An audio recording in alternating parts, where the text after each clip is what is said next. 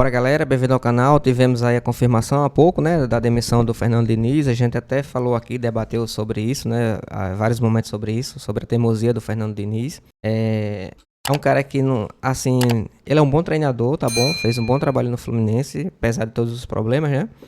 Mas ele conseguiu extrair também bastante coisas dos jogadores, né? O auxílio de carreira e tudo mais. Fez um bom trabalho ano passado.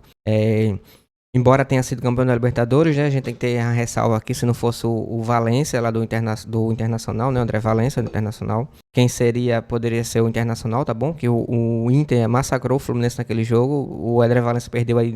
Eu não tô enganado, tá certo? Eu assisti o jogo, se eu não tô enganado aqui de cabeça, mas foi de 4 a 5 chances claras de fazer o gol e acabou desperdiçando. Teve pênalti e tudo mais, né? Mas não tira o mérito do Diniz, né? Mereceu aí ser campeão da Libertadores. Não tem culpa com isso, né? O Internacional foi pra final e foi campeão. Mas a gente vem falando aqui sobre isso, sobre ele.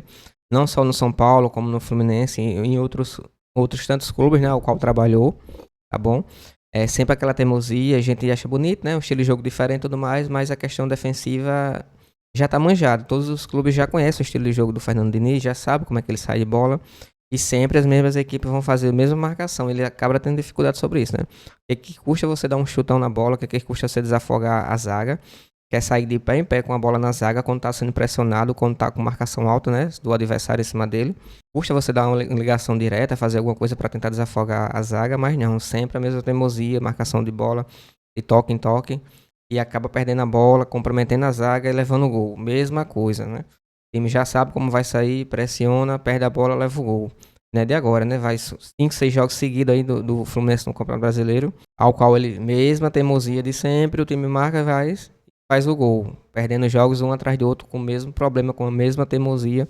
Não aceita desaforo. A gente, né, entre aspas, os próprios jornalistas comentam com isso sobre ele na coletiva. Não, eu sei o que eu tô fazendo, eu sei sou bom para isso, sempre com aquela arrogância, prepotência, não aceita críticas, não aceita, né, se fala mal do Fluminense. Ontem na entrevista pós-jogo dentro do Flamengo, se você tiver a oportunidade de ver a coletiva, foi sinceramente, cara, assim, sem mínimo de humildade, totalmente arrogante, né? Não conheço ele pessoalmente, mas tô falando da forma que ele falou, da forma que ele expressou na coletiva, ao qual falou que se não fosse a arbitragem o Fluminense, né? Pelo que ele falou, teria ganhado o jogo.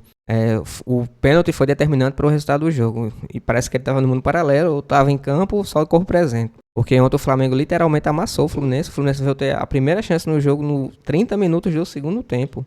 Só teve 2 oportunidades, né? Só teve 2 chutes durante o jogo. Um foi pra fora e o outro foi na direção do gol. Só isso. O jogo todo. Primeiro tempo do Flamengo era pra ter saído aí no mínimo do lucro. 3-4-0. Aí tava no lucro ainda, né? Pela quantidade de chances. A quantidade, né? Criadas do Flamengo no primeiro tempo. Era pra ter sido goleada aí só no primeiro tempo, né? Não seria nem uma loucura nenhuma. Se sair 6-7-0, não seria nem um exagero. Pela quantidade de chances criadas. Alternativas, né? De infiltração, tudo mais que o Flamengo fez no jogo do Fluminense. Fora os escândalos do pênalti, eu já falei aqui sobre isso. O pênalti do Flamengo em cima do Bruno Henrique, para mim não existiu. Para mim primeiro foi falta do Bruno Henrique no jogador do Fluminense. Mas no primeiro tempo teve Deus pênalti pro Flamengo em cima do Davi Luiz do Ganso, né?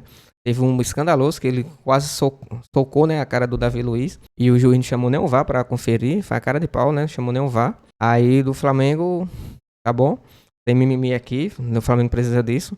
Jogou, mereceu a vitória, era para ter ganhado já no primeiro tempo, desperdiçou muita chance. O próprio Tito comentou isso na coletiva, que como os jogadores estão bem desgastados, né, também rodada a sequência de jogo, um intervalo muito curto de 66 horas, isso acaba tirando um pouco tanto a precisão como na finalização, acaba desgastando o jogador, né, raciocínio e tudo mais, tudo influencia, a gente sabe disso, mas não é desculpa para perder a quantidade de chances que teve durante o jogo, né. Aí o Fernando Diniz tem a cara de pau falar isso, que a arbitragem foi determinante para o resultado.